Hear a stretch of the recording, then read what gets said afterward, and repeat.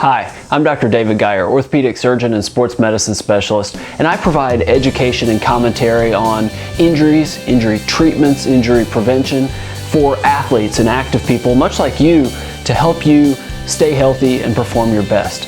And I bet probably once a week in my office and clinic, I get a young kid as a patient, and I see him for a shoulder injury or knee injury or whatever it is. But then it's usually mom, but sometimes the dad will ask, what do you think about football? I mean, how risky is it? And should I let my son play football? And I mean, it's a valid concern with all the media attention to concussions and some of the NFL players that developed CTE, that chronic traumatic encephalopathy, that degenerative condition of the brain. It's a real concern, and there's no question that parents are worried. Now, a lot of experts say that kids should be 12 or maybe 14 years old before they start playing tackle football.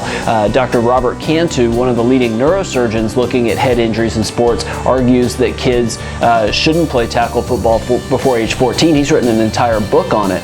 And that same group of doctors up in Boston has done studies looking at former NFL players and then figured out that the ones that played football, tackle football, before age 12 had altered brain development and issues cognitively and with mood and behavior compared to the former NFL players that started football, tackle football, after age 12. So there's definitely, I would expect to hear more calls for getting rid of tackle football below a certain age, be it 12 or 14. But there's another idea that's sort of making the rounds in, how can we make football safer?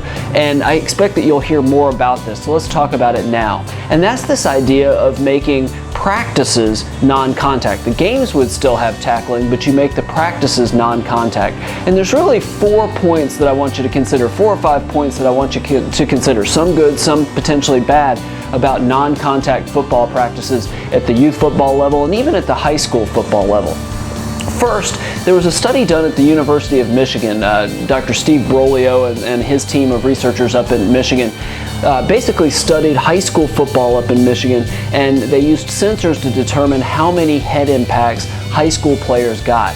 And over the course of an entire season, the average football player, average high school football player, suffered 774 head impacts. That's about 50 per week.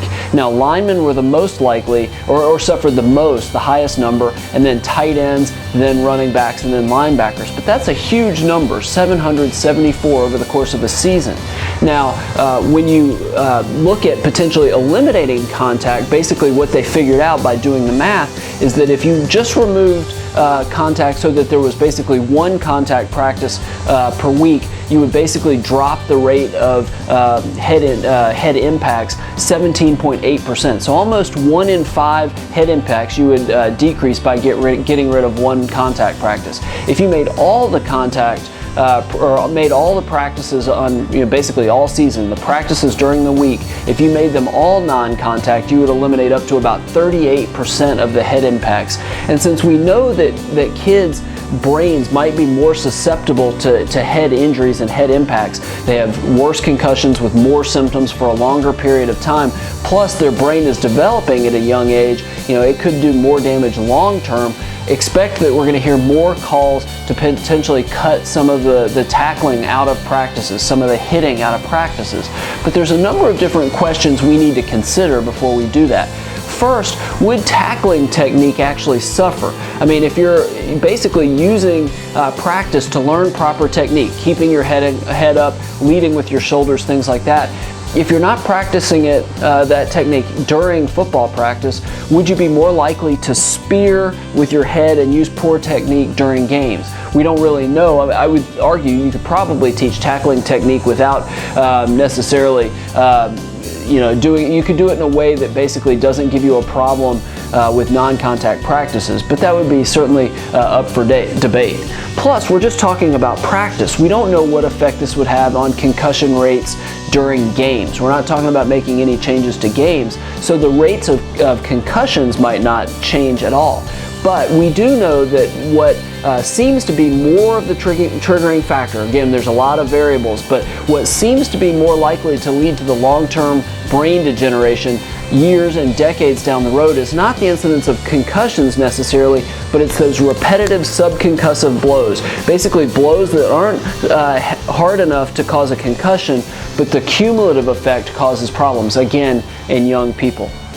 But I want to know what you think. Do you think this is a good idea? Should we make football practices non-contact at the youth level or at the high school level? I would love to hear your thoughts. So leave your comments below or go to my website, drdavidgeyer.com, and leave them in the comment section to the blog post for this episode. If you think it's a bad idea, let me know that. If you think it's a great idea, let me know that, or how we potentially could make football practices non-contact. Now, if you like videos like this and want more information on injuries, injury treatments, injury prevention, subscribe to my channel and you'll get videos like this every week delivered right to you. And I would be so grateful if you would share this video with your friends that may have kids that play football, or maybe your coaches. Get it out there to people that are concerned about head injury in football, because I would love for them to get the information, and I'd love to hear their thoughts as well. And last, I love sharing information like this. So if you want resources on ways to stay healthy and perform your best that really I only share by email, sign up. It's completely free. Go to my website, again, drdavidgeyer.com, and sign up for my email list. I share information like this and much more only through email, and it would come to you on a regular basis absolutely free. Thank you so much for listening. I hope this was helpful, and I can't wait to talk to you next time.